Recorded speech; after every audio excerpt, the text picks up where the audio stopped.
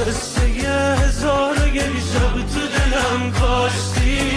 تو چی آوردی که جاش قلبمو برداشتی مثل پاییز اومدی درم کردی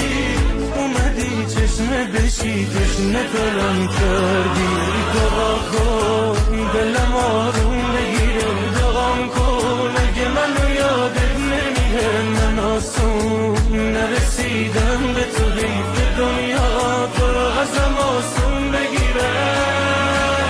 قصه یه هزار و یه شب واسه من خوندی سمت چشمای خودت قبلم و جرخوندی